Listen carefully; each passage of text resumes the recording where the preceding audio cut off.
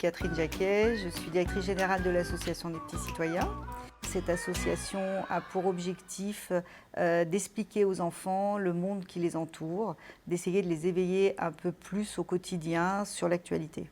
Alors les petits citoyens, ce sont des petits personnages que j'ai créés en 2005-2006 avec Dominique Sidbon. Il y a Agathe, il y a Sarah, il y a petite Marianne, il y a Gary, il y a Arthur et il y a le chien Choum.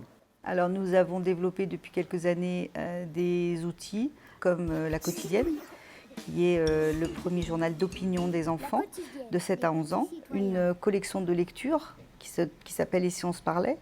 qui permet en fait aux enfants de s'interroger, de se questionner sur des sujets de citoyenneté, mais les sujets sont vastes. Donc en fait, on a lancé lors de la campagne du ministère de l'Éducation nationale un petit livret qui s'appelle « Et si on se parlait du harcèlement à l'école ?» qui reprend 10 discussions entre enfants sur la thématique des violences à l'école. Donc on a eu l'idée de produire 10 capsules vidéo afin que les enfants se retrouvent sur un support beaucoup plus ludique, toujours dans le même objectif de débattre et d'échanger sur des sujets un peu forts. Au départ, les personnages sont créés en 2D. Ils ont été ensuite modélisés en 3D et animés en 3D.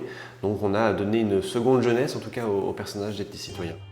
Mais il risque de tomber, non? Ouais, mais c'est ça qui est drôle, réfléchis.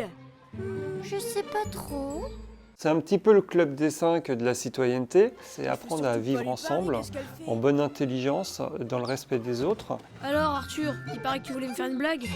Ouais, bah c'est bon, finalement c'est pas si drôle. Il est important qu'on explique et on traite de sujets entre les enfants. Donc c'est-à-dire que ce ne sont pas des adultes qui interviennent, mais ce sont les enfants qui prennent conscience et qui essayent entre eux de devenir un peu médiateurs. Et il est aussi très très important dans ce sujet-là d'aborder aussi bien la problématique du harceleur que du harcelé. Désolée madame, promis on recommencera pas.